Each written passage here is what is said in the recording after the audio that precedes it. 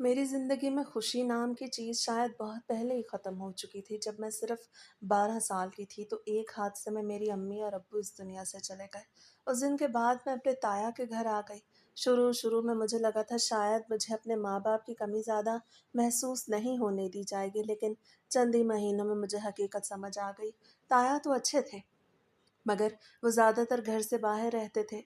असल इख्तियार ताई के हाथ में था और उनके नज़दीक मैं एक यतीम बच्ची नहीं बल्कि एक इजाफ़ी बोझ थी। सुबह सबसे पहले मेरी आँख खुलती, पूरे घर की सफाई करना, नाश्ता बनाना, बर्तन धोना, कपड़े धोना और फिर ताई के बच्चों की हर फरमाइश पूरी करना मेरी ज़िम्मेदारी थी।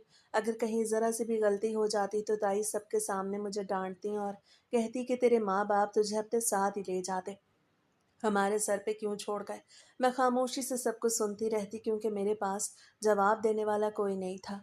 मैं पढ़ने में बहुत अच्छी थी, मेरी ख्वाहिश थी कि कॉलेज जाऊं और फिर किसी स्कूल में टीचर बनूं, लेकिन ताई ने मैट्रिक के बाद ही मेरी पढ़ाई बंद करवा दी। उनका कहना था कि यतीम लड़कियों को इतनी तालीम की ज़रूरत नहीं होती, वो जितना जल्दी अपने घर चली जाएं उतना ही बेहतर होता है। मैंने बहुत मिन्नत की मगर किसी ने मेरी एक न सुनी। वक्त गुजरता गया, मेरी उम्र 22 साल हो गई। मोहल्ले की लड़कियां एक एक करके अपने घरों को चली गईं, मगर मेरे लिए कभी कोई रिश्ता नहीं आया।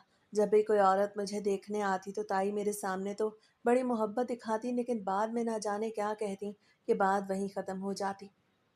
एक दिन मैंने इत्तेफाक से उन्हें अपने एक जानने वाले से कहते सुना कि मैं इस लड़की पे ज़्यादा खर्चा नहीं करना चाहती, जहाँ भी मौका मिलेगा फ़ौरन रुखसत कर दूंगी।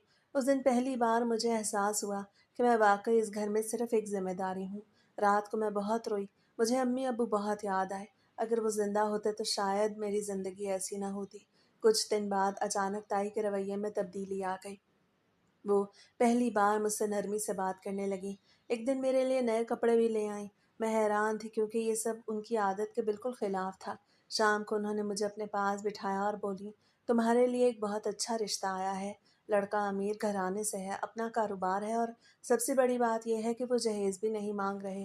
मैंने धीरे से पूछा, क्या मैं एक बार उन लोगों से बात कर सकती हूँ?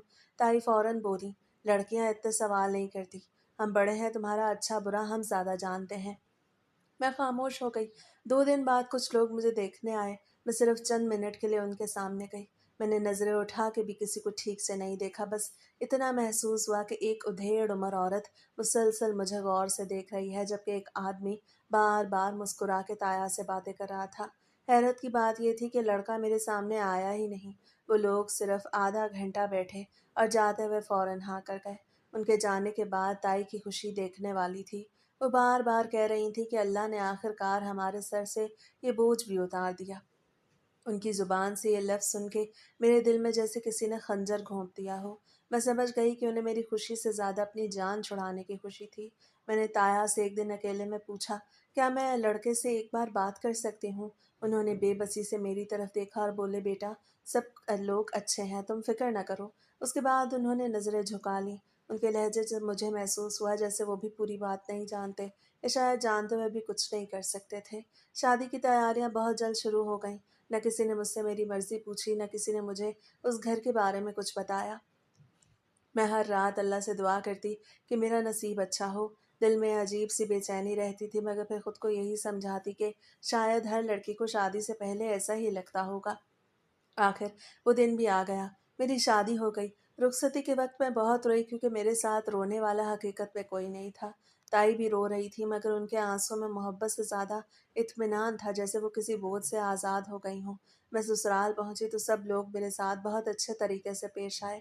मेरी सास बार-बार कहती थीं कि अब ये घर तुम्हारा अपना घर है। मैं उनकी बातें सुन के कुछ मुतमईन होने लगी। दिल में ख़्याल आया कि शायद मैंने ताई के घर जितना दुःख देखा है, अल्लाह अब उसका बदला खुशियों की सूरत में दे देगा। रात को रस्में ख़त्म हुईं तो मुझे मेरे कमरे में बिठा दिया गया। कुछ देर बाद मेरा शौहर कमरे में आया। मैंने पहली बार उसे गौर से देखा। वो खामोशी से मेरे सामने बैठ गया। उसके चेहरे पे अजीब सी मुस्कुराहट थी, मगर उसने मुझसे एक लफ्ज़ भी नहीं कहा। चंद लम्हों बाद उसे जेब से खूबसूरत सा डिब्बा निकाला और बच्चों की तरह खुश होते हुए मेरे सामने रख दिया। कमरे के बाहर खड़ी औरतों ने हंस के कहा, देखो, दुल्हन की मुंह दिखाई आ गई। मैंने हल्की सी मुस्कुराहट के साथ वो डिब्बा खोला। ढक्कन उठते ही एक बड़ा सा जिंदा कॉकरोच उछल के सीधा मेरे हाथ पे आ गिरा। मेरी चीख निकल गई और मैं घबरा के पीछे हट गई, लेकिन अगले ही लम्हे मेरी नज़र अपने शौहर पे पड़ी। वो दोनों हाथों से ज़ोर ज़ोर से तालियां बजा रहा था और एक छोटे बच्चे की तरह कह लगा के हंस रहा था। उस लम्हे मुझे पहली बार महसूस हुआ कि इस घर में कुछ ऐसा ज़रूर है जो मुझसे छुपाया गया है। मैं चंद लम्हों तक बिल्कुल साकित बैठी रही। मेरी समझ में नहीं आ रहा था कि अभी जो कुछ हुआ वो मजाक था या हकीकत। मेरी चीख सुन के चंद औरतें हंसती हुई कमरे में आ गईं। किसी ने कॉकरोच को उठा के बाहर फेंक दिया और किसी ने मेरे शौहर के कंधे पे हाथ रख के कहा, बस अब दुल्हन को ज़्यादा तंग मत करो। मगर वो अब भी हंसे जा रहा था। वो बार बार तालियां बजाता और फिर अचानक मेरी तरफ उंगली करके जोर जोर से हंसने लगता। उसकी हंसी में वो समझदारी नहीं थी जो एक बालिग इंसान में होती है। वो बिल्कुल एक छोटे बच्चे की तरह खुश हो रहा था। मेरा दिल जोर जोर से धड़कने लगा। मैंने अपनी सास की तरफ देखा, मगर उन्होंने फौरन मेरे सर पे हाथ रखा और बोली, नई जगह है इसलिए घबरा गई हो, सब ठीक हो जाएगा। उनके लहजे में तसल्ली कम और बात छुपाने की कोशिश ज़्यादा महसूस हो रही थी। औरतें मेरे शौहर को साथ लेके कमरे से बाहर चली गईं। मैं बिस्तर पे बैठी सोचती रही कि आखिर एक समझदार आदमी ऐसी हरकत क्यों करेगा। कुछ देर बाद मेरी नंद दूध का ग्लास लेके आई। वो मुझसे उम्र में शायद 2-3 साल भी बड़ी थी। मैंने हिम्मत करके पूछा, क्या तुम्हारा भाई हमेशा ऐसे ही मजाक करता है? उसे एक लम्हे के लिए मेरी तरफ देखा, फिर मसनूई सी मुस्कुराहट के साथ बोली, उनकी तबीयत ज़रा बच्चों जैसी है, तुम आहिस्ता आहिस्ता आदी हो जाओगी। ये कह के वो फौरन चली गई। उसके जवाब ने मेरे दिल के सवाल ख़त्म करने के बजाय और बढ़ा दिए। रात काफ़ी देर बाद मेरा शौहर दोबारा कमरे में आया। उसके हाथ पे खिलौने वाली एक छोटी सी गाड़ी थी। वो बिस्तर पे बैठ के उसे चलाता रहा।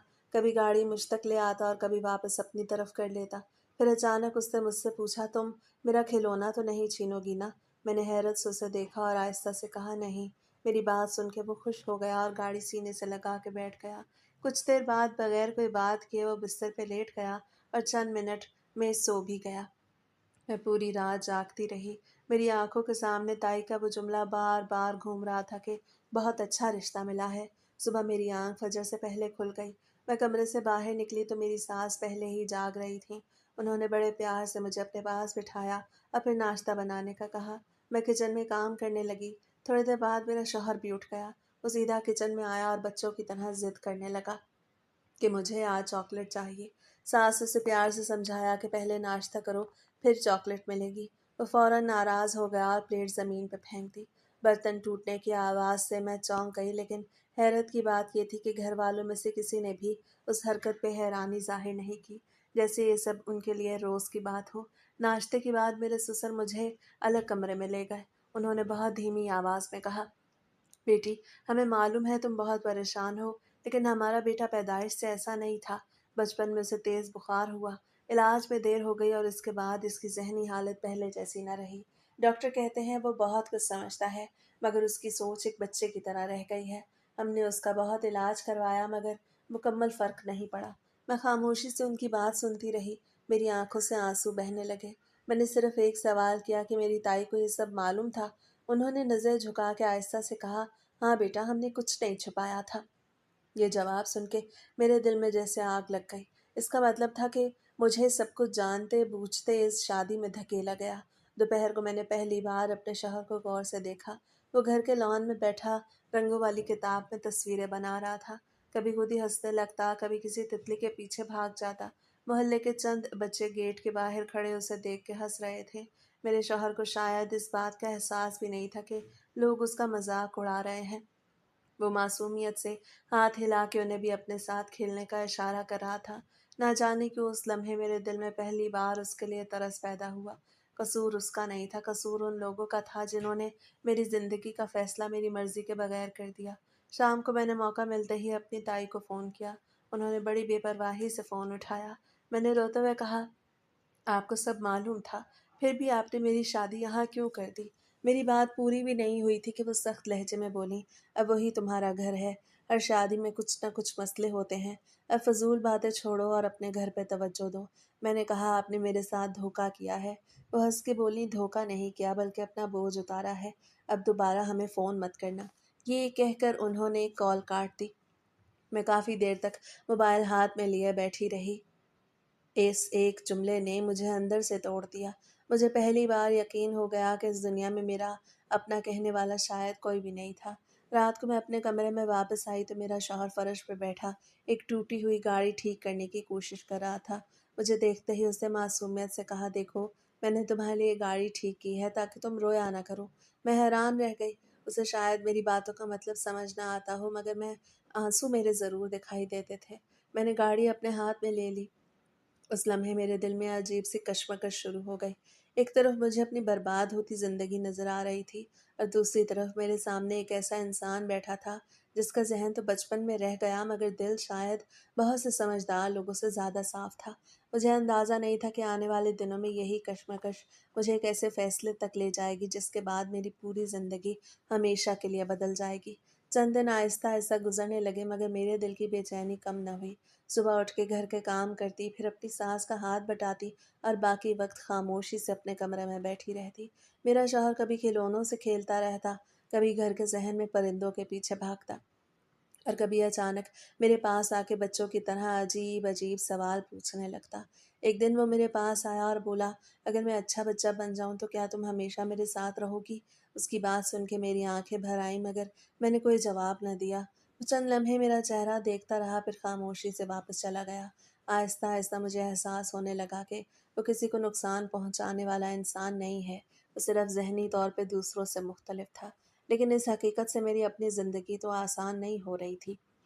میری عمر ہی کیا تھی، میرے بھی خواب تھے، میں بھی ایک عام لڑکی کی طرح اپنا گھر بسانا چاہتی تھی، لیکن مجھے ایسی جگہ پر لا کے کھڑا کر چکی تھی جہاں ہر دن میرے لیے ایک امتحان بن چکا تھا۔ ایک دوپہر میں کپڑے طے کر رہی تھی کہ باہر زور زور سے آوازیں آنے لگی۔ میں باہر نکلی تو دیکھا میرا شوہر محلے کے چند لڑکوں کے درمیان کھڑا تھا۔ وہ لڑکے اس کے ہاتھ سے گیند چھین کے اسے چھیڑ رہے تھے۔ وہ بار بار کہہ رہا تھا، میری گیند واپس دو، مگر وہ سب ہنس رہے تھے۔ میں نے فوراً جا کے گیند اٹھائی اور اسے دی۔ وہ چھوٹے بچے کی طرح میرے پیچھے آ کے کھڑا ہو گیا۔ لڑکے ہنستے ہوئے چلے گئے مگر میرے شوہر نے معصومیت سے کہا، دیکھو میں نے کسی کو نہیں مارا کیونکہ امی کہتی ہیں کہ اچھے بچے لڑائی نہیں کرتے۔ اس کی بات سن کے میرا دل بھر آیا۔ اسی شام میری ساس میرے پاس بیٹھ گئی۔ وہ کچھ دیر خاموش رہیں پھر بولی، بیٹی میں جانتی ہوں تمہارے ساتھ ناانصافی ہوئی ہے۔ اگر یہ سب میری مرضی سے ہوتا تو میں کبھی کسی کی بیٹی کی زندگی اس طرح خراب نہ ہونے دیتی، مگر تمہارے سسر کو ہر وقت یہی فکر لگی رہتی کہ ہمارے بعد اس کا خیال کون رکھے گا، اسی لیے وہ اس کی شادی کرنا چاہتے تھے۔ میں نے دھیمی آواز میں پوچھا، کیا کسی نے مجھ سے ایک بار بھی پوچھنے کی ضرورت محسوس نہیں کی؟ میری ساس کی آنکھوں میں آنسو آ گئے مگر ان کے پاس میرے سوال کا کوئی جواب نہیں تھا۔ چند دن بعد میرے شوہر کی طبیعت اچانک خراب ہو گئی۔ وہ زور زور سے رونے لگے اور اپنے سر پہ ہاتھ مارنے لگے۔ میں گھبرا گئی۔ ساس نے فوراً ایک ڈبے سے دوا نکال کے اسے دی۔ آدھے گھنٹے بعد وہ پرسکون ہو گیا اور پھر ایسے سو گیا جیسے کچھ ہوا ہی نہ ہو۔ میں نے پہلی بار محسوس کیا کہ اس کی بیماری صرف بچکانہ حرکتوں تک محدود نہیں تھی، بلکہ اسے باقاعدہ علاج اور دواؤں کی ضرورت بھی تھی۔ اگلے دن میں نے گھر کے ایک پرانے ملازم سے باتوں باتوں میں پوچھ لیا کہ یہ سب کب سے ہے۔ اس نے ادھر ادھر دیکھا، پھر دھیمی آواز میں بولا، بی بی جی بچپن میں تو چھوٹے مالک بالکل ٹھیک تھے، پھر ایک دن بہت تیز بخار ہوا، کئی دن تک بے ہوش رہے، اس کے بعد وہ پہلے جیسے نہ رہے۔ مالک نے شہر شہر علاج کرایا مگر مکمل فائدہ نہ ہوا۔ کئی لوگوں نے شادی سے انکار کر دیا۔ پھر ایک دن آپ کا رشتہ آ گیا۔ اسے آخری جملہ کہتے ہوئے نظریں جھکا لیں۔ اس رات میں بہت دیر تک جاگتی رہی۔ مجھے اپنی تائی کی ہر بات یاد آنے لگی۔ وہ بار بار کہتی تھیں کہ تمہارے نصیب بہت اچھے ہیں۔ اب مجھے سمجھ آ رہی تھی کہ وہ میری خوشی نہیں بلکہ اپنی جان چھڑانے کی خوشی منا رہی تھیں۔ چند دن بعد محلے میں ایک شادی تھی۔ ساس نے کہا ہمیں بھی چلنا ہے۔ میں خاموشی سے تیار ہو گئی۔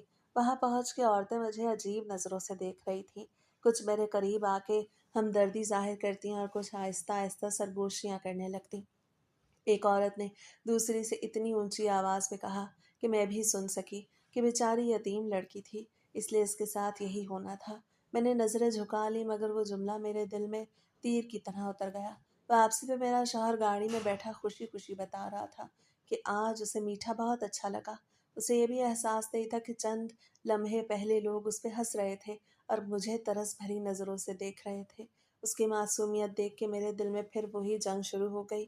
میں اس سے نفرت کرنا چاہتی تھی مگر ہر بار اس کی بے بسی میرے غصے کے سامنے آ کھڑی ہوتی تھی۔ ایک رات میں کمرے میں بیٹھی تھی کہ اچانک میری نظر الماری پہ پڑی۔ وہاں ایک فائل رکھی تھی मैंने यूं ही खोल के देखी तो उसमें मुख्तलिफ डॉक्टरों की रिपोर्टें मौजूद थीं। हर रिपोर्ट में उसकी बीमारी का जिक्र था। साथ ये भी लिखा था कि मरीज को हर वक्त किसी जिम्मेदार शख्स की निगरानी की ज़रूरत है और इसकी जहनी उम्र इसकी असल उम्र से काफ़ी कम है। मेरे हाथ कांपने लगे। अब मेरे पास हर बात का सबूत मौजूद था। उसी लम्हे मेरे दिल में पहली बार एक ख़तरनाक ख्याल आया। अगर मैं यहाँ से निकलना चाहती हूँ तो शायद मुझे खुद ही कोई रास्ता निकालना होगा, क्योंकि ना मेरी ताई मेरा साथ देने वाली थी और ना ही इस दुनिया में कोई और मेरा सहारा था। मैंने वो फाइल वापस अलमारी में रख दी, मगर उस रात मेरी आंखों से नींद हमेशा की तरह कोसों दूर थी और मेरे दिल में एक ऐसा फैसला आहिस्ता आहिस्ता जन्म लेने लगा था जिसके नतायज का मुझे खुद भी अंदाज़ा नहीं था। मेरे दिल में हर गुजरते दिन के साथ घुटन बढ़ती जा रही थी। सुबह से रात तक मैं एक ऐसे रिश्ते को निभाने की कोशिश करती जिसे मैंने कभी कबूल नहीं किया था। मेरे शौहर का रवैया आज भी वैसा ही था। कभी बच्चों की तरह हंसने लगता, कभी किसी बात पे नाराज़ होके कमरे के कोने में जा बैठता और कभी अचानक मेरे लिए लॉन से फूल तोड़ लाता। मैं जितना खुद को मजबूत करने की कोशिश करती उतना ही अंदर से टूटती जा रही थी। मैंने कई बार सोचा कि ससुराल वालों से साफ कह दूं कि मुझे ज़िंदगी से आज़ाद कर दें, मगर फिर ख्याल आता कि वो लोग तो पहले ही जानते थे कि हकीकत क्या है। अगर उन्हें मेरी फ़िक्र होती तो वो कभी ये शादी होने ही ना देते। एक दिन मेरी ताई का फ़ोन आया। मैंने सोचा शायद वो मेरी खैरियत पूछेंगी, मगर उन्होंने सबसे पहले यही पूछा कि ससुराल वाले खुश तो हैं ना। मैंने कहा आपको मेरी खुशी की फ़िक्र नहीं। उन्होंने बेपरवाही से जवाब दिया, शादी के बाद हर लड़की को समझौता करना पड़ता है, तुम भी आहिस्ता आहिस्ता आदत डाल लो। मैंने कहा अगर आपको पहले से मालूम था कि वो ज़हनी मरीज़ है तो आपने मुझे क्यों नहीं बताया। चंद लम्हे खामोशी रही, फिर उन्होंने सिर्फ इतना कहा, अब पुरानी बातें भूल जाओ और अपने घर पे ध्यान दो। ये कह के उन्होंने फ़ोन बंद कर दिया। उस दिन मुझे यकीन हो गया कि इस दुनिया में मेरा अपना कोई भी नहीं था। उसी शाम मेरे शौहर ससुर के साथ बाजार गए और मेरे लिए बाजार से रंग बिरंगी चूड़ियाँ ले आए। उन्होंने खुशी खुशी मेरे सामने वो रखी और बोले, देखो मैंने अपने पैसों से ख़रीदी हैं, क्योंकि तुमने पिछले दिन कहा था कि तुम्हें सब्ज़ रंग पसंद है। मैं हैरान रह गई, क्योंकि मुझे याद ही नहीं था कि मैंने कभी ऐसी बात कही। शायद किसी दिन यूं ही जिक्र किया होगा, मगर उससे वो बात याद रखी। मैंने पहली बार दिल से उसका शुक्रिया अदा किया। बच्चे की तरह खुश हो गया और तालियां बजाने लगा। रात को मैंने देखा कि वो अपने बिस्तर पर बैठा एक पुराना फ़ोटो एल्बम देख रहा था। मैं उसके पास गई तो उसे तस्वीरें दिखाना शुरू कर दी। एक तस्वीर में बिल्कुल आम बच्चों की तरह साइकिल चला रहा था, दूसरे में स्कूल की वर्दी पहने खड़ा था। फिर अचानक तस्वीरें ख़त्म हो गईं और इसके बाद सिर्फ हस्पताल की चंद तस्वीरें रह गई थीं। वो एक तस्वीर की तरफ इशारा करके बोला, ये वो दिन था जब मैं बहुत ज़्यादा सोया था। अम्मी बहुत रो रही थी, मुझे कुछ समझ नहीं आया था। उसकी बात सुन के अंदाज़ा हो गया कि शायद वही बीमारी उसकी ज़िंदगी बदल के रख गई। कुछ दिन बाद मेरे ससुर कारोबार के सिलसिले में दूसरे शहर चले गए। घर में सिर्फ मैं, नंद, सास और मेरा शौहर रह गए। उन्हीं दिनों मेरे शौहर की तबीयत पहले से ज़्यादा बेचैन रहने लगी। वो रात को कई कई बार जाग जाता। एक रात मेरी सास ने थके हुए लहजे में मुझसे कहा, बेटी अगर कभी हम ना रहे तो इसका ख्याल कौन रखेगा। उनकी आंखों में खौफ साफ नजर आ रहा था। मैं खामोश रही, क्योंकि मेरे पास इस सवाल का जवाब नहीं था। उस रात में काफ़ी देर तक छत पर बैठी रही। आसमान की तरफ देखते हुए मेरे जहन में सिर्फ एक ही ख्याल बार बार आ रहा था कि क्या मेरी पूरी ज़िंदगी इसी तरह गुजर जाएगी। क्या मैं कभी आज़ाद नहीं हो सकूंगी। अगर ये रिश्ता ख़त्म भी करना चाहूँ तो लोग मुझे ही कसूरवार कहेंगे। माशरा कभी ये नहीं पूछेगा कि मेरे साथ धोखा क्यों हुआ। अगली सुबह मैं कपड़े सुखाने के लिए छत पे गई तो मेरा शौहर भी मेरे पीछे पीछे आ गया। वो छत की मुंडेर के करीब जाके नीचे झांकने लगा और बच्चों की तरह हंसने लगा। मैंने फौरन उसका हाथ पकड़ के पीछे किया, क्योंकि वो ज़रा सा और आगे बढ़ता तो गिर सकता था। मेरी तरफ देख के बोला, तुम हमेशा मुझे बचा लेती हो। फिर हंसने लगा और नीचे चला गया। उसके जाने के बाद मैं काफ़ी देर वहीं खड़ी रही। मेरी नज़रें उसी मुंडेर पर जमी हुई थीं। अचानक मेरे जहन में एक ऐसा ख्याल आया जिससे मेरे अपने जिस्म में सनसनी दौड़ गई। अगर किसी दिन वो खुद ही यहाँ से घिर जाए तो सब उसे हादसा समझेंगे। किसी को कभी हकीकत मालूम नहीं होगी। मैंने फ़ौरन अपने सर को झटका और इस्तग़फ़ार पढ़ने लगी। मुझे अपने ही ख्याल से खौफ आने लगा था। लेकिन इंसान जब मुसलसल बेबसी में जीता है तो शैतान उसी कमज़ोरी से रास्ता बनाता है। मैं जितना इस ख्याल को अपने दिल से निकालने की कोशिश करती, उतनी ही शिद्दत से वापस आ जाता। अगले कई दिन तक मैं खुद अपने आप से लड़ती रही। एक तरफ मेरी इंसानियत थी और दूसरी तरफ अपनी बर्बाद ज़िंदगी से निकलने की ख्वाहिश। मुझे मालूम नहीं था कि मैं आखिर किस तरफ हारने वाली हूँ, मगर इतना ज़रूर महसूस होने लगा था कि मेरी ज़िंदगी एक बहुत बड़े ख़तरनाक मोड़ की तरफ बढ़ रही है। میرے اندر کی جنگ ہر دن پہلے سے زیادہ شدید ہوتی جا رہی تھی۔ میں جب بھی اپنے شوہر کو دیکھتی تو کبھی اس کی معصومیت نظر آتی اور کبھی اپنی برباد زندگی۔ میں خود کو بار بار سمجھاتی کہ اس کا قصور نہیں ہے، مگر اگلے ہی لمحے مجھے اپنی تائی کا دھوکہ یاد آ جاتا۔ تو آج میری زندگی ایسی نہ ہوتی۔ اسی کشمکش میں کئی دن گزر گئے، مگر میرے دل سے وہ خطرناک خیال ختم نہ ہوا۔ ایک دن میرے بچپن کی سہیلی کا فون آیا۔ کافی دیر بعد کسی اپنے سے بات ہوئی تو میری آنکھوں سے آنسو نکل آئے۔ اسے پوچھا، تم خوش تو ہو نا؟ میں چند لمحے خاموش رہی، پھر صرف اتنا کہا، اللہ بہتر کرے۔ وہ فوراً سمجھ گئی کہ میں سچ نہیں بول رہی۔ اسے بہت پوچھا مگر میں نے کچھ نہ بتایا۔ میں کسی کی عزت خراب نہیں کرنا چاہتی تھی اور نہ ہی اپنے دکھ کا تماشا بنانا چاہتی تھی۔ فون بند ہونے کے بعد میں پہلے سے زیادہ ٹوٹ گئی۔ اسی شام میرے شوہر لان سے میرے لیے ایک چھوٹا سا گملہ لے آئے جس میں سفید پھول لگے ہوئے تھے۔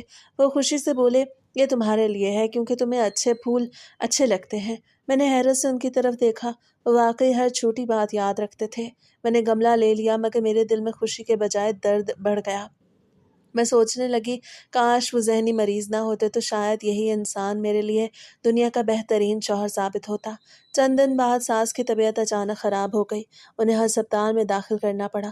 گھر میں صرف میں اور میرا شوہر رہ گئے کیونکہ نند پڑھائی کے سلسلے میں ہاسٹل چلی گئی تھی۔ اب اس کی دواؤں سے لے کے کھانے پینے تک ہر ذمہ داری میرے کندھوں پہ آ گئی۔ وہ ہر کام کے لیے مجھے آواز دیتا، کبھی پانی مانگتا، کبھی دوا، اور کبھی صرف یہ دیکھنے آ جاتا کہ میں کہیں اسے چھوڑ کے تو نہیں چلی گئی۔ میں محسوس کرنے لگی کہ وہ مجھ پہ مکمل انحصار کرنے لگا ہے۔ ایک رات بجلی چلی گئی، پورا گھر اندھیرے میں ڈوب گیا۔ میرا شوہر ڈر کے فوراً میرے قریب آ گیا اور بچوں کی طرح میرا ہاتھ پکڑ کے بیٹھ گیا۔ وہ بار بار کہہ رہا تھا، مجھے اندھیرے سے ڈر لگتا ہے۔ میں نے ٹارچ جلائی اور اسے تسلی دیتی رہی۔ کچھ دیر بعد وہ میرا ہاتھ پکڑے پکڑے ہی سو گیا۔ میں کافی دیر اس کے چہرے کو دیکھتی رہی۔ اس لمحے وہ ایک شوہر نہیں بلکہ ایک بے بس بچہ لگ رہا تھا۔ مگر صبح ہوتے ہی میری سوچ پھر بدل گئی۔ میں نے آئینے میں خود کو دیکھا تو لگا جیسے چند ہی مہینوں میں میری عمر کئی سال بڑھ گئی ہو۔ میری ہنسی ختم ہو چکی تھی، میرے خواب ختم ہو چکے تھے۔ میں زندہ ضرور تھی مگر اپنی مرضی کی زندگی نہیں جی رہی تھی۔ 2 دن بعد ساس ہسپتال سے واپس آ گئیں۔ انہوں نے میرا شکریہ ادا کیا کہ میں نے ان کے بیٹے کا خیال رکھا۔ پھر انہوں نے ایک بات کہی جس نے میرے دل پہ اور بوجھ ڈال دیا۔ بولی، اب مجھے سکون ہے کہ میرے بعد بھی اس کا خیال رکھنے والی کوئی موجود ہے۔ میں نے چونک کے ان کی طرف دیکھا۔ انہیں شاید اندازہ بھی نہیں تھا کہ جس لڑکی کو اپنے بیٹے کا سہارا سمجھ رہی ہیں وہ خود اس زندگی سے نکلنے کے راستے تلاش رہی ہے۔ اسی رات میں دیر تک جاگتی رہی۔ میرے سامنے 2 راستے تھے، یا تو پوری زندگی اسی طرح گزار دوں یا پھر ہمیشہ کے لیے اس قید سے نکل جاؤں۔ میں نے پہلی بار اپنے دل میں ایک فیصلہ بنتا ہوا محسوس کیا۔ میں نے سوچ لیا کہ اگر موقع ملا تو میں اس زندگی سے ضرور آزاد ہو جاؤں گی، چاہے اس کے لیے مجھے کوئی بھی قیمت کیوں نہ چکانی پڑے۔ چند دن بعد میرے شوہر بہت خوش تھے۔ وہ بار بار کہہ رہے تھے، آج رات ہم دونوں چھت پہ بیٹھ کے چاند دیکھیں گے۔ انہیں بچپن سے چاند دیکھنے کا شوق تھا۔ انہوں نے خود ہی چٹائی نکالی اور اوپر رکھ دی۔ میں خاموشی سے انہیں دیکھتی رہی مگر اس لمحے میرے ذہن میں کچھ اور ہی چل رہا تھا۔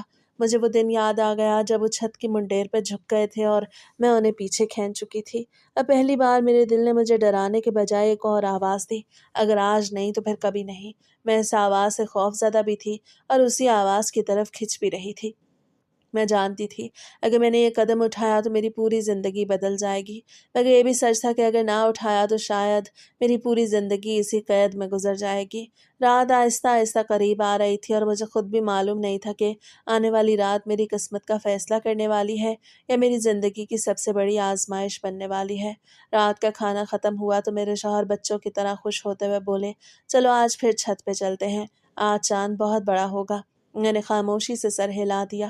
وہ آگے آگے سیڑھیاں چڑھنے لگے اور میں ان کے پیچھے چلتی رہی۔ میرے قدم بھاری تھے، دل کی دھڑکن معمول سے کہیں زیادہ تیز تھی۔ ایسا لگ رہا تھا جیسے میرا دل مجھے بار بار روک رہا ہو مگر میرا ذہن مجھے آگے دھکیل رہا تھا۔ ہم دونوں چھت پہ پہنچ گئے۔ وہ کبھی آسمان کی طرف دیکھتے، کبھی نیچے گلی میں کھیلتے بچوں کو، پھر اچانک ہنس کے بولے، دیکھو سب لوگ کتنے چھوٹے لگ رہے ہیں۔ میں خاموش رہی۔ چند لمحوں بعد وہ میرے پاس آئے اور بولے، تم آج بہت خاموش ہو، کیا تم مجھ سے ناراض ہو؟ میں نے نظریں چرا کے کہا، نہیں۔ وہ پھر بچوں کی طرح باتیں کرنے لگے، کبھی اپنے بچپن کی کوئی بات یاد کرتے، کبھی کہتے اگر میرے پاس بہت سارے پیسے ہوں تو میں تمہارے لیے بڑا سا گھر بناؤں گا۔ میں حیرت سے ان کی باتیں سنتی رہی۔ انہیں شاید خود بھی اندازہ نہیں تھا کہ وہ کیا کہہ رہے ہیں، مگر ہر لفظ میرے دل پہ بوجھ بڑھا رہا تھا۔ اسی دوران میری نظر چھت کی منڈیر پہ پڑی۔ میں آہستہ آہستہ اس طرف بڑھ گئی۔ میرے شوہر بھی میرے پیچھے آ گئے۔ میں نے نیچے گلی کی طرف دیکھا۔ رات کی وجہ سے وہاں زیادہ لوگ نہیں تھے۔ میرے ذہن میں وہی خیال پھر زندہ ہو گیا۔ میں نے کانپتے ہوئے ہاتھوں سے منڈیر کو پکڑا۔ میرے شوہر میرے برابر آ کے کھڑے ہو گئے۔ میں نے دھیمی آواز میں کہا، ادھر آؤ، میں تمہیں ایک عجیب چیز دکھاتی ہوں۔ وہ فوراً خوش ہو گیا اور بچوں کی طرح جلدی جلدی میرے قریب آ گئے۔ میں نے نیچے کی طرف اشارہ کیا اور کہا، ذرا جھک کے دیکھو وہاں کیا ہے۔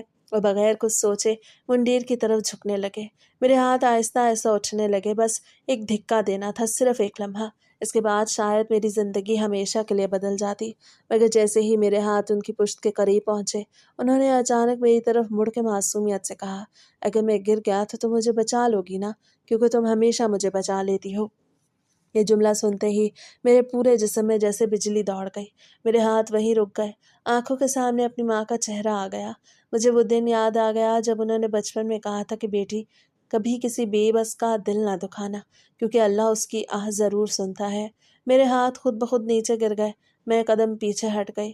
میرے شوہر نے حیرانی سے میری طرف دیکھا اور پھر ہنسنے لگے، کیونکہ انہیں کچھ سمجھ ہی نہیں آیا تھا۔ وہ دوبارہ آسمان کی طرف دیکھنے لگے، جبکہ میں وہیں کھڑی کانپ رہی تھی۔ اگلے ہی لمحے میری ہچکی بند گئی۔ میں زور زور سے رونے لگی۔ میرے شوہر گھبرا گئے۔ وہ بار بار پوچھنے لگے، تم کیوں رو رہی ہو؟ کیا کسی نے تمہیں ڈانٹا ہے؟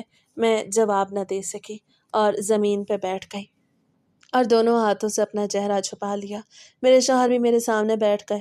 انہوں نے بچوں کی طرح اپنا رومال نکالا اور میرے آنسو صاف کرنے لگے۔ پھر بولے، تم رو مت، جب تم روتی ہو تو مجھے بھی اچھا نہیں لگتا۔ ان کی یہ بات سن کے میں پہلے سے زیادہ ٹوٹ گئی۔ میں سوچ رہی تھی کہ جس انسان کو میں چند لمحے پہلے مارنے جا رہی تھی، وہی انسان میری آنسو صاف کر رہا تھا۔ اسی وقت نیچے سے ساس کی آواز آئی کہ تم دونوں کہاں ہو؟ میرے شوہر نے خوش ہو کے جواب دیا، امی ہم یہاں ہیں۔ پھر انہوں نے میرا ہاتھ پکڑا اور بولے، چلو نیچے چلتے ہیں ورنہ امی پریشان ہو جائیں گی۔ میں خاموشی سے ان کے ساتھ نیچے آ گئی، مگر اس رات میں سو نہ سکی۔ ہر بار آنکھ بند کرتی تو وہی منظر سامنے آ جاتا۔ اگر وہ ایک لمحہ پہلے میری طرف نہ مڑتے تو شاید آج میں قاتل بن چکی ہوتی۔ صبح فجر کے وقت میں نے وضو کیا اور بہت دیر تک اللہ سے معافی مانگتی رہی۔ میں بار بار رو کے یہی کہتی جا رہی تھی کہ یا اللہ، میں بہت بڑا گناہ کرنے جا رہی تھی، مجھے معاف کر دے۔ اسی لمحے میں نے اپنے دل میں ایک نیا فیصلہ کیا۔ میں اس انسان کو قتل کر کے اپنی زندگی نہیں سنواروں گی۔ اگر مجھے انصاف چاہیے تو وہ سچ کے راستے سے مانگوں گی۔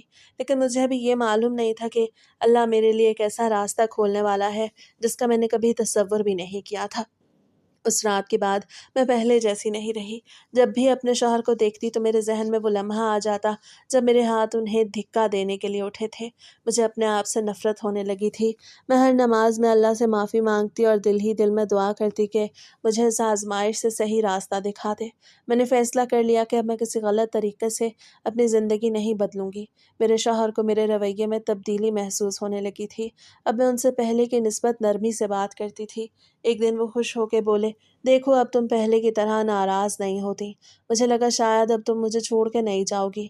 ان کی بات سن کے میری آنکھیں جھک گئیں۔ انہیں کیا معلوم تھا کہ میں انہیں چھوڑنے ہی نہیں بلکہ دنیا سے بھی رخصت کرنے کا سوچ چکی تھی۔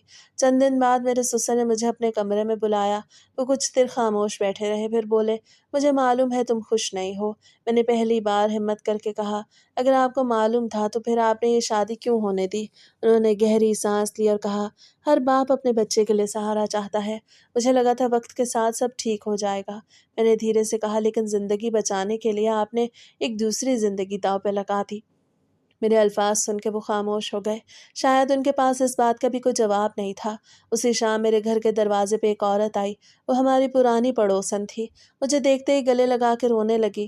انہوں نے بتایا کہ میری تائی ہر جگہ یہی کہتی پھر رہی ہے کہ میں بہت خوش ہوں اور مجھے بہت اچھا گھر ملا ہے۔ یہ سن کے میرے اندر کا درد پھر جاگ اٹھا۔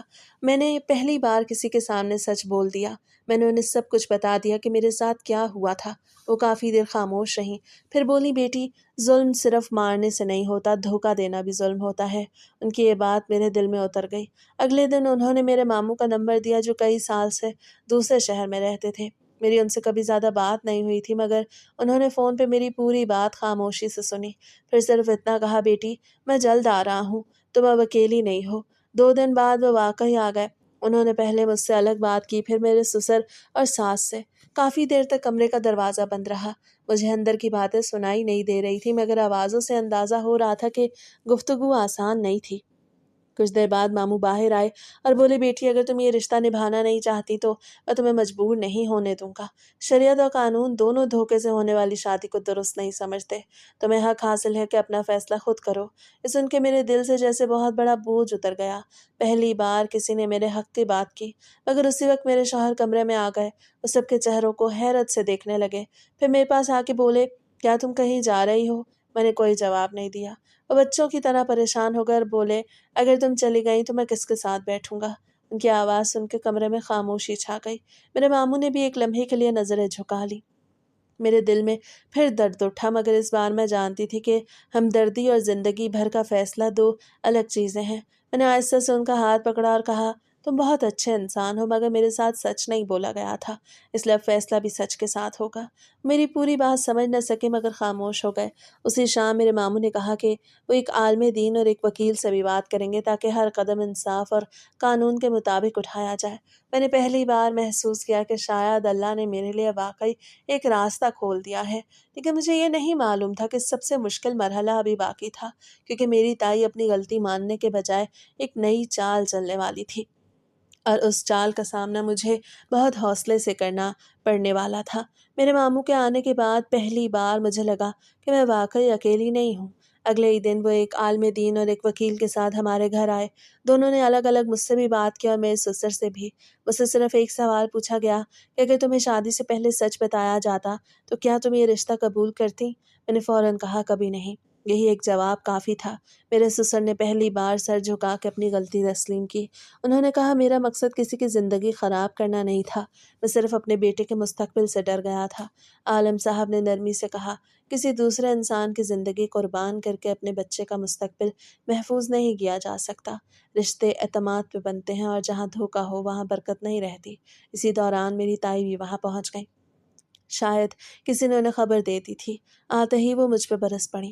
وہ بولی، تم نے اتنا اچھا گھر برباد کر دیا، تمہیں کھانے پہننے کی کوئی کمی نہیں تھی، پھر بھی ناشکری کر رہی ہو۔ میں نے پہلی بار ان کے سامنے خاموش نہ رہی۔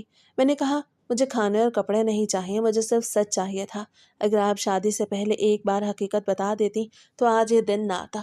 میری تائی نے اپنی صفائیاں دینی شروع کر دیں۔ وہ بولی، میں نے تمہاری بھلائی کے لیے سب کیا۔ میں نے کہا، بھلائی کبھی جھوٹ سے نہیں ہوتی۔ آپ نے میری زندگی کا فیصلہ مجھ سے پوچھے بغیر کر دیا۔ آپ نے یتیم ہونے کا فائدہ اٹھایا۔ میری بات سن کے کمرے میں مکمل خاموشی چھا گئی۔ میرے سسر اچانک کھڑے ہوئے اور انہوں نے میری تائی سے کہا، قصور صرف تمہارا نہیں، میرا بھی ہے۔ اگر میں سچ نہ چھپاتا تو یہ شادی کبھی نہ ہوتی۔ پھر وہ میری طرف دیکھ کے بولے، بیٹی اگر ممکن ہو تو مجھے معاف کر دینا۔ میں جانتا ہوں کہ میں نے تمہارا بہت بڑا حق مارا ہے۔ میرے شوہر اس ساری گفتگو کو خاموشی سے دیکھ رہے تھے۔ انہیں پوری بات سمجھ نہیں آ رہی تھی، مگر اتنا ضرور سمجھ گئے تھے کہ میں ان سے دور ہونے والی ہوں۔ وہ آہستہ آہستہ میرے پاس آئے اور بولے کہ میں نے کوئی شرارت کر دی ہے، اس لیے تم جا رہی ہو؟ میری آنکھوں سے آنسو بہنے لگے۔ میں نے کہا، نہیں، تمہارا کوئی قصور نہیں۔ وہ چند لمحے خاموش رہے، پھر اپنے کمرے میں گئے اور وہی چھوٹا سا گملہ اٹھا لائے جو انہوں نے مجھے شادی کے بعد دیا تھا۔ میرے ہاتھ میں دیتے ہوئے بولے، یہ اپنے ساتھ لے جانا تاکہ تم مجھے بھول نہ جاؤ۔ اس لمحے گھر میں موجود ہر شخص کی آنکھ نم ہو گئی۔ چند دن بعد تمام قانونی اور شرعی مشوروں کے بعد ہمارا علیحدگی کا عمل باعزت طریقے سے مکمل ہوا۔ کسی نے شور شرابہ نہیں کیا، کسی نے جھوٹے الزام نہیں لگائے۔ میرے سسر نے خود کہا کہ غلطی ہماری تھی اور سزا صرف اس لڑکی کو نہیں ملنی چاہیے۔ گھر سے نکلتے وقت میں آخری بار اپنے شوہر کے سامنے کھڑی ہوئی۔ وہ مجھے خاموشی سے دیکھ رہے تھے، پھر بچوں کی طرح بولے، اگر کبھی میری یاد آئے تو ضرور آ جانا۔ میں نے آنسو پوچھے اور کہا، میں ہمیشہ تمہارے لیے دعا کروں گی۔ میں گھر سے باہر تو آ گئی، مگر میرے دل میں نہ نفرت تھی نہ بدلہ، صرف ایک دعا تھی کہ اللہ کسی بھی لڑکی کے ساتھ ایسا دھوکہ نہ ہونے دے اور کسی بھی معصوم انسان کو دوسروں کی غلطی کی سزا نہ ملے۔ مجھے معلوم تھا کہ میری زندگی کا ایک باب ختم ہو چکا ہے، لیکن اصل سبق ابھی باقی تھا، جو میری زندگی کے ساتھ ساتھ میری تائی کی زندگی بھی بدلنے والا تھا۔ میں اپنے ماموں کے گھر آ گئی۔ شروع کے چند دن میرے لیے بہت مشکل تھے۔ رات کو آنکھ کھلتی تو کبھی اس گھر کی یاد آتی اور کبھی اپنے شوہر کا معصوم چہرہ سامنے آ جاتا۔ मैं सोचती अगर वो बीमार ना होते तो शायद मेरी ज़िंदगी बिल्कुल मुख्तलिफ होती। फिर फ़ौरन मुझे याद आता कि कसूर उनका नहीं था, कसूर उन लोगों का था जिन्होंने सच छुपा के 2 ज़िंदगियाँ एक ऐसे रिश्ते में बाँध दीं जहाँ इंसाफ ही मौजूद नहीं था। कुछ हफ्तों बाद अदालत और कानूनी कार्रवाई भी मुकम्मल हुई। मेरा रिश्ता बाकायदा तौर पे ख़त्म हो गया। मैंने फ़ैसला किया कि अब मैं अपनी ज़िंदगी किसी के सहारे पे नहीं गुज़ारूँगी। मैंने एक जगह नौकरी शुरू कर दी। शुरू में तनख्वाह कम थी मगर मुझे सुकून था। अब मैं अपने फ़ैसले खुद कर सकती हूँ। आहिस्ता-आहिस्ता मेरी ज़िंदगी दोबारा मामूल पे आने लगी। एक दिन बाज़ार में मेरी मुलाकात अचानक अपनी साबिक़ा सास से हो गई। उन्हें मुझे देखते ही गले लगा लिया।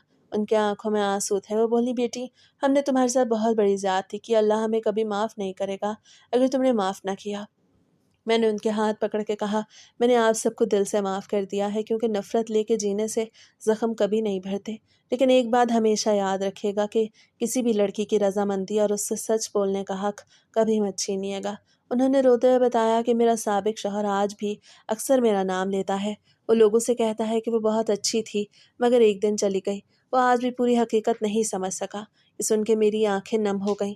मैंने दिल ही दिल में उसके लिए सेहत और आसानी की दुआ की।